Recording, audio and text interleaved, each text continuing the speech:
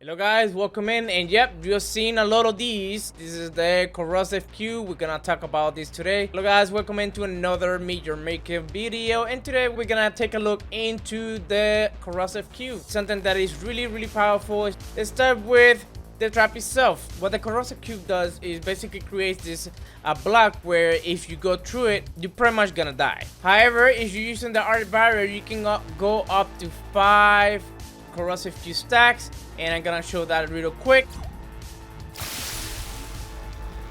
As you can see, I had no problem to going through it if I'm using the arc barrier. However, if you don't, you can go past through any hollow cube with no problem. You should be able to survive, but that's basically the limit. Only one corrosive cube. The second one is gonna kill you, so you can see you won't be able to go past it unless you have the arc barrier.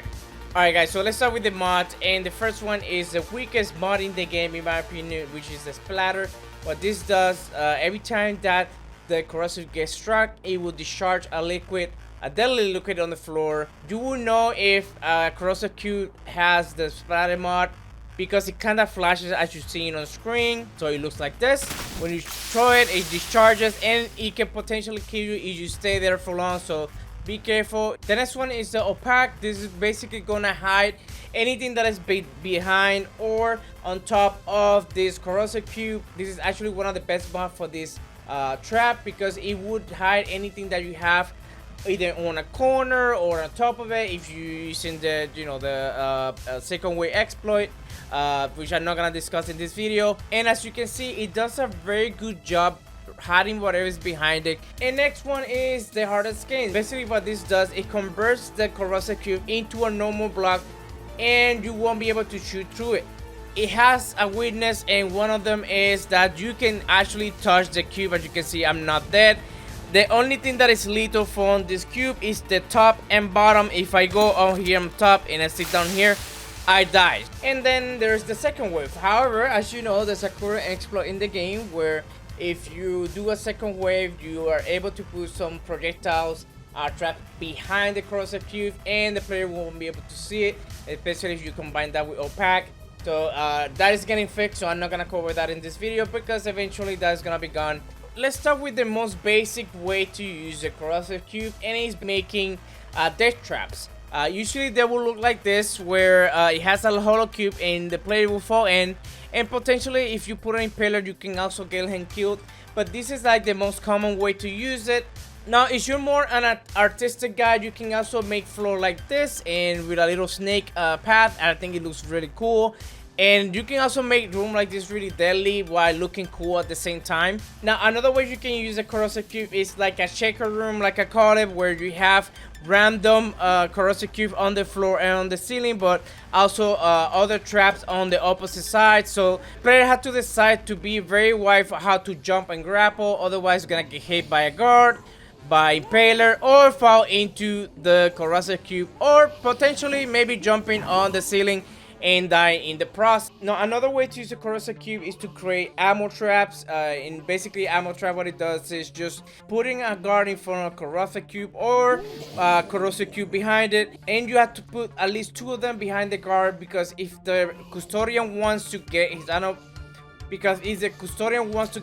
his ammo back, he needs to go through the to both, and if he doesn't have an arc barrier, probably is gonna die because you only can go through one. So you have to make sure at least to have 2 of them on the bottom, so when the guard drops, the custodian won't be able to get it if he tries to grapple, or if he has the magnetic link perk, it won't be able to get it back because it's too far off the range. Now talking about going through corrosive cubes, sometimes make sure that you cover the bottom of your base. Some people just leave very key part of the outpost unprotected, so if the player finds them, if they're gonna just go and shortcut your base, they can just grab it in and pretty much evade most of your outposts on the way in and also on the way out. However, you can basically bait this by putting 2 of them, but one will harden it, so when they grapple in, they'll be stuck in here and they'll die. So you can pretty much outplay the player by purposely doing this as I shown in here, and the player won't be able to cut through your base. But if I go to the second one, as you can see, it's barely visible.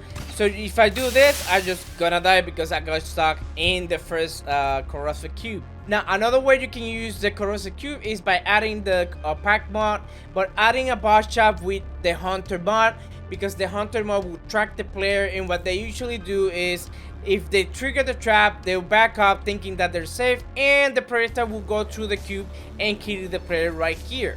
Now, if you want to take it to the next level, you can add a holo cube here, so when the player activates the holo cube, the ball shot will shoot, and then because the insane range that the ball shot has, it will get the player right here. The player will go up, and then it wouldn't realize there's a trap in here, so it potentially is just gonna die in the process. Alright, I'm gonna give you an example here. I'll go over here to destroy that piston. Oh, let me back up a little bit, and then I'll still die because the projectile can go through the Corrosive Cube. And if I go to the last one here, as you can see, I have the Corrosive Cube.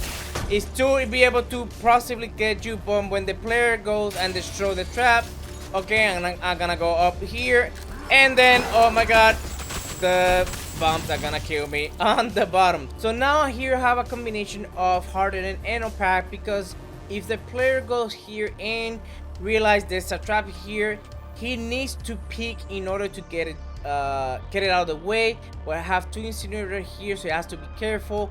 Now, most likely when he shoots the bolt, the player will probably grapple into here, and I have a bolt shot here with a grapple.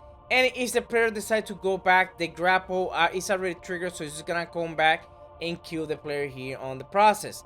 So the player is probably gonna panic and die. Remember that this is hard, so the player will not die if he touches this, but this is to prevent to get a shot from this angle and force the player to peek in order to get the incinerator and possibly get him with the one on the back here. I have getting rid of the piston. Oh, let me back up. As you can see, I cannot shoot the trap, so let me get rid of this one.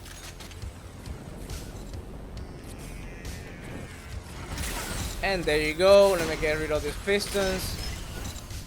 Now I'm gonna grapple here, and most likely the player is gonna panic as soon as they see both traps, so one or the other is gonna make the player jump by accident. That's usually the first thing that most people do when they panic. So I'm gonna grapple here. Oh, I got this trap, but oh, let me get out of here, but I can't because the ceiling is filled with Corrosive Cubes, so I won't be able to get out. The last one is one of my favorite, is the Deadman Switch. This one is with the second wave, however, I'm not gonna put any traps in it. We're gonna have guard that they're just gonna jump in and die in the process, and pretty much blowing up the entire room. As you can see, the guards are there. Once I grab the gem mat, now they're just gonna jump, and then people are gonna die in that hall. So this is the legit way to use the second wave, pretty much, because it's not basically blocking a projectile, where usually projectile trap has to have a line of sight, and Corrosive Cubes, they block any line of sight. If you put a Corrosive Cube, a normal Corrosive Cube without the second wave, the trap is not gonna shoot because it's blocking the... But however, this is, I think, will be the most optimal way to use the second wave, because the guard can basically pretty much jump into the lava cube, die in the process, and triggering the Deadman Switch. Alright, so this is the end of this video, guys. I hope you enjoyed and found it helpful. If you like more things like this, make sure to follow, subscribe, and also I stream on Twitch every night. Hit me up in there as well. And I hope you have a great day, and I'll catch you guys on the next video. Peace.